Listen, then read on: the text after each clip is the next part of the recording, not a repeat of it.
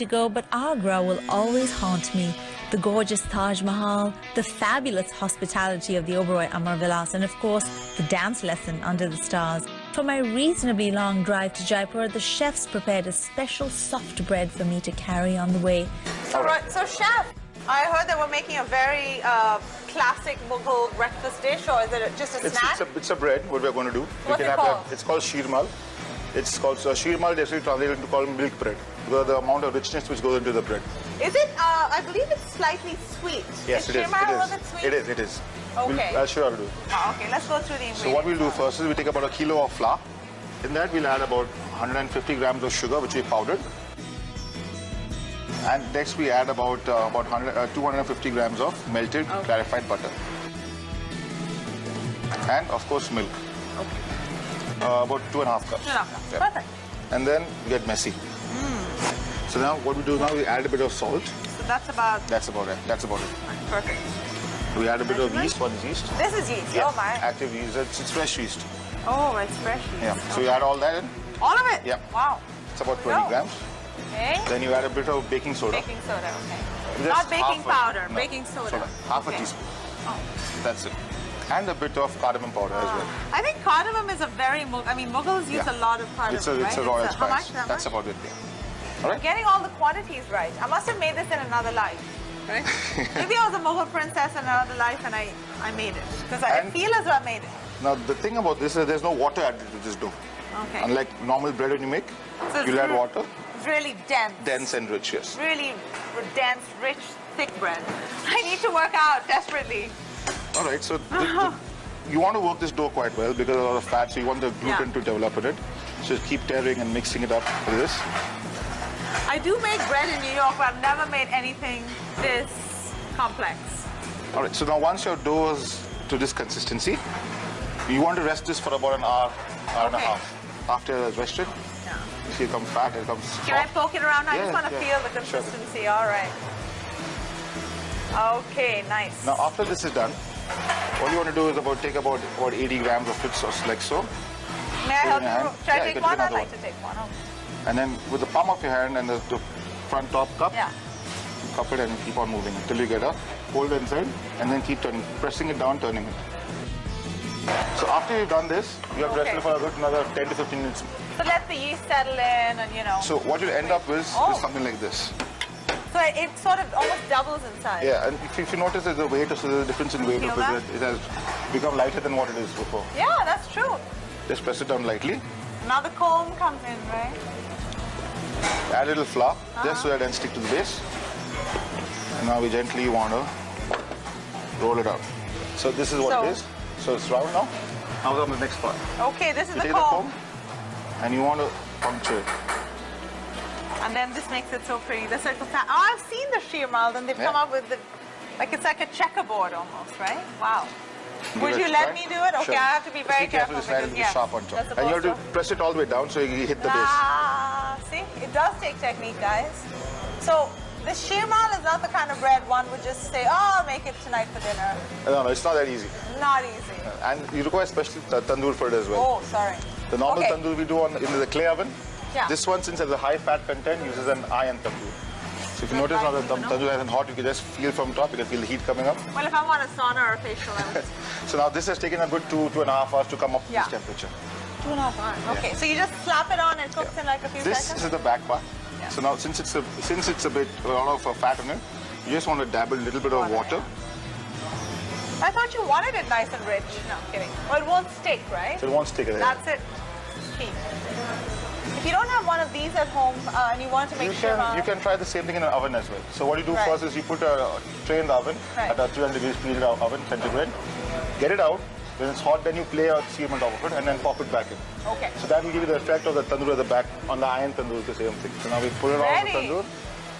I love the color. It's just perfect. This is what sheermal is meant to look like. That is beautiful. I want to eat it now, but it is my lunch, so I'll save it for that. Well, that was quite the meal. I'm definitely going to take a snooze on this trip. After all, it's a long drive. Stay tuned. We'll be right back. Traditional Rajasthani food offers a fabulous variety of mouth-watering dishes, but the spice content is quite high in comparison to other Indian cuisines. But the food is absolutely scrumptious. I couldn't think of a better word. I'm with Chef and preparing a local home staple, saved tomato ki sabzi.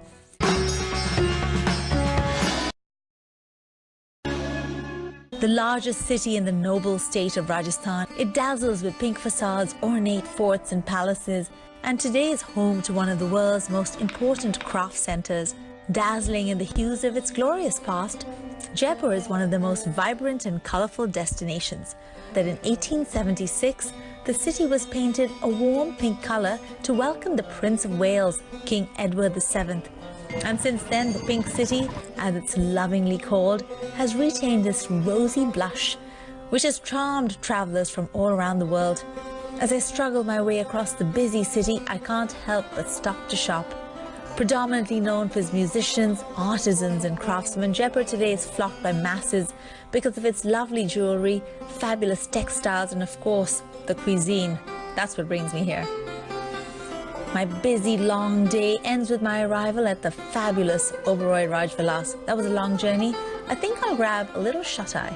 Set in a spectacular 32-acre oasis right in the heart of the deserts of Rajasthan, the Oberoi Rajvilas is a haven of mystical peace and natural serenity. It's copied some of the Mughal style of architecture with the lovely arches, gold leaf frescoes and high dome ceilings. And they have gorgeous crystal chandeliers. I think I'm going to grab one of them for myself, take it back to New York. The Oberoi Rajvilas epitomizes traditional Rajasthani charm, Oberoi luxury, with a little touch of the Mughal era. And for world travelers looking for the ultimate in luxury, rumor has it this hotel, the Rajvilas, is President Bill Clinton's lodging of choice when he's in the hood. But for me, luxury aside, I mean, who wouldn't be seduced by a place like this? It's gorgeous. And since we're in the heart of artisan country, I've asked for a pottery lesson. It's earned the title of being the traditional art of Jaipur. It's a good thing we cooked beforehand. I'm sure I'm going to get some clay under my fingernails after this. Now I'm with Mr. Babulal. He's an expert on crafts. He's going to show me how to make classic Rajasthani pottery.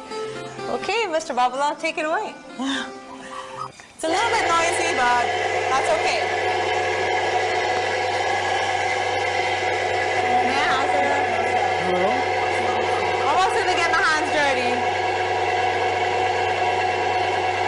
Wow, this is fun. This is therapeutic. Aap kya bana rahe ji? Glass. We're making a glass. It's a little loud, but we're making a glass out of clay. Wow. Oh, how beautiful. Look at that. All right, let me try it. I'm going to take over a little bit. I hope I don't mess it up. This is very therapeutic. I mean, touching clay is just like, for me, it's like cooking. Therapy. He's been a part of it for 30 years. Wow. That's it? It's ready? And voila, we have a beautiful pot. I'm sure he's going to glaze it at some point, but I think it has to dry. Pehle dry karna hai, sukhana? Thank you. Wow. Traditional Rajasthani food offers a fabulous variety of mouth-watering dishes, but the spice content is quite high in comparison to other Indian cuisines. But the food is absolutely scrumptious. I couldn't think of a better word. I'm with Chef and preparing a local home staple, saved tomato ki sabzi. This is a stellar vegetarian dish made with chickpeas, and you can eat this as a snack or as a side course. Take your pick. Well, that was a great pottery making lesson. I love using my hands. And now we're going to use our hands to cook and have a fabulous master chef, Ajit, here. So, Ajit, what are we making? We're actually making a very simple dish. It's called Sevo Tomato Ki Sabzi.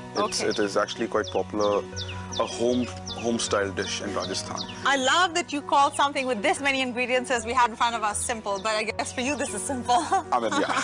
All right, take it away. Okay, so I'll just start heating the oil. And for this dish, we always use mustard oil. Mustard oil, okay. At Rajasthani homes, this is the staple cooking oil that's always used. Okay, so we quickly start. Garlic. Garlic, okay. Finely chopped garlic. Finely chopped garlic, ginger. Finely chopped ginger, all essentials. Green chilies. Green chilies, and this is? Split coriander. Split coriander, very pretty. Right. So we quickly add just a little bit. Garlic. This dish is a little heavy on garlic. I like garlic though. So once you do the garlic, I mean, you know, the garlic needs to cook a little bit. You don't want the raw smell still coming out. So you want the coriander, the split, is it split coriander? It's split coriander. To be lightly browned, slightly browned. You know, once you add the garlic, the coriander stops cooking because of the moisture in the garlic. Right. You know, so it stops cooking. So once the garlic is done a little bit, then we add ginger. Right. And the green chilies. Green chilies. And then we add a little bit of salt. Salt. If you please pass me the salt. Salt, I know. Just a little bit of salt. So once that is done, we add raw chopped onions. How much about? I would reckon it's around 70 grams, 75 grams. That's like about 3 teaspoons, 3.5 teaspoons. More or less. So in this case, unlike most other Indian dishes where we would cook it, it becomes really brown. Right. We would not take it as far. So, of course, a little bit brown, but not so much. This is one of the basic ingredients which we're going to use. This is what we call a yogurt gravy, which is basically a concentrated curry. I love that. Now, how we do it is very simple. We actually take this yogurt, add a little besan, which is gram flour, and then cook it really slow, you know, and we continually whisk it in clockwise direction. Okay, now is when we add the powdered spices. Okay, so should I move these over for you? Yes, please. Thank you very much. I see turmeric, I see red chilies, I see what, coriander? Coriander. Cumin, coriander, there we go. So, okay, turmeric. Just a little bit of turmeric. Pinch. Twice the amount of chilies. Chilies. Okay. Could I do a little stirring just for fun? You can add, I'll stir. I like to get into things, you know. Twice the amount of chilies is coriander. Oh, this is fun. I could do this for a while. So like I was saying, you know, we just need just enough heat to activate the powdered spices, but too much will burn it. And the easiest way to bring down the heat in the pan is to add tomatoes. The moisture in it brings the temperature back in. So we add the whole bunch of it. Right, okay. Right, so we've added tomatoes. We add a little bit of salt. You know, so it helps the tomatoes cook. And now is when we add a little bit of water, which is at your left. There we go. I love all these clay, you know, these lovely clay pots that you're using. It's authentic. And it's local. Okay. Now is when we add the yogurt gravy. So we've added the yogurt gravy, we added the water. Now is the time to balance out the acidity of the yogurt with a little bit of sugar. We don't want to make it sweet. No. But just a little bit goes a long way in balancing the final flavor profile of the dish. Okay, now that is a little watery consistency, and that's what you require because we'll be adding the star of the dish, which is save. Star of the dish. So we're holding this. All right, so this is save. These are like chopped noodles. That's what it looks like to me. Exactly. It's like, you know, it's an extruded pasta, for example, but it's deep fried. So, and now this has to be really quick because once you add this, you don't want to, you know, cook it too much after this. Everyone likes a little bit texture in the food. So raw tomatoes and some fresh coriander, and that's on your far right. So fresh coriander. Sous chefing for the masters. I mean, this is like getting a cooking lesson for free. Mrs. Joda Akbar would have been proud. This is delicious. Well, I'm glad you like it. On my stomach, very happy.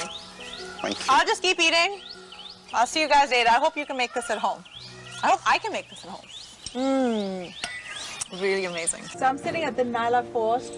This is sort of where, you know, the idea came for Rajvilas, and we're very lucky to be sitting with Abhishek Sharma. He is the general manager.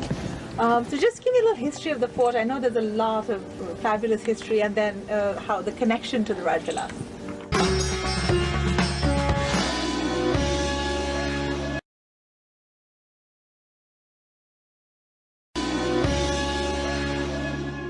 I'm taking a quick side trip to Naila Fort, one of India's most stunning and largest privately owned forts.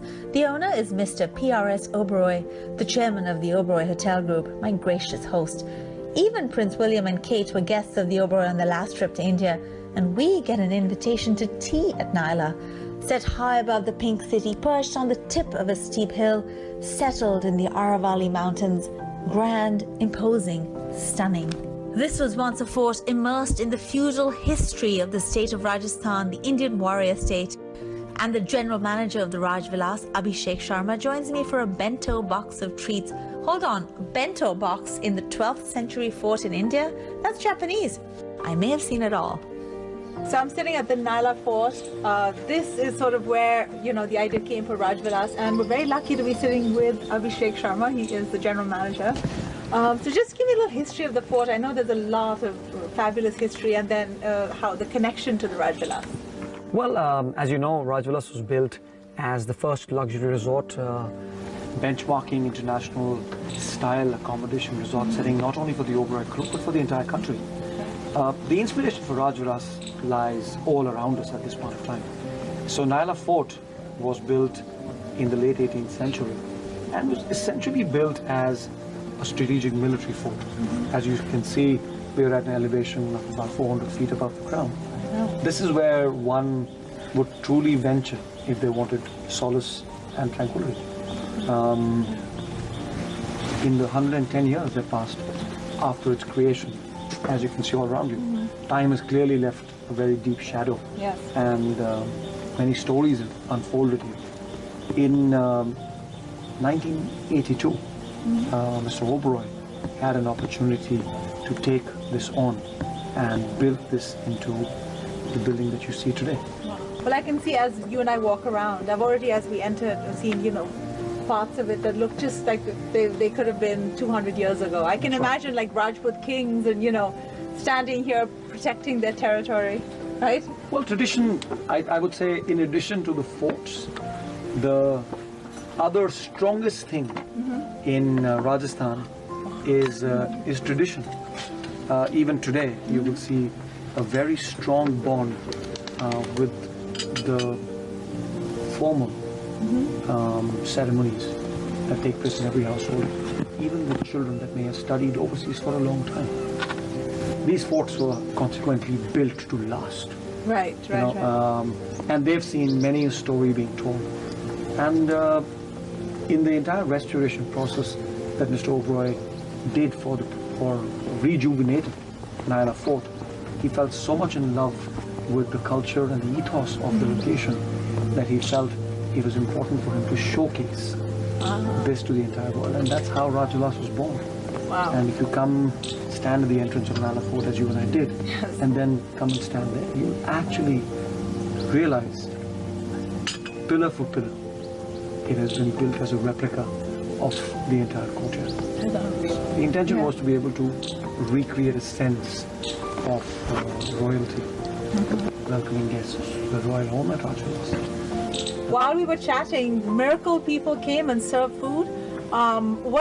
This is, how would you describe this? It looks to me like a wooden basket. It has delicious food. What is it? Well, you know, in simple context, the intention to create a sensory experience at Naila is that you're presented with assiette.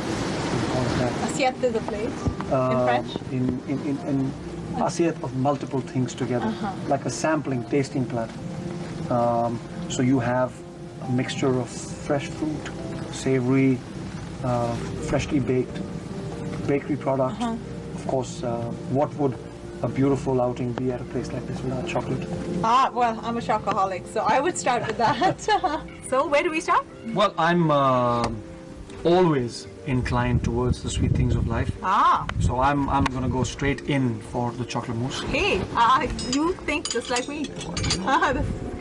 Chocolate is one of the better things. I love the fact that I'm sitting in Rajasthan, princely state, in a beautiful old fort, and eating some of the world's best chocolate mousse. I mean, you know, this is what the beauty of life is and a cooking show. You never know what you're going to get. But I've just had a fantastic experience, a lovely history lesson. You've been so kind to show me around. Thank you. Thank you. I'm glad you could find time to come and do it. I'm just going to keep eating, guys. It's too good. Really amazing. This was once a fort immersed in the feudal history of the state of Rajasthan, the Indian warrior state.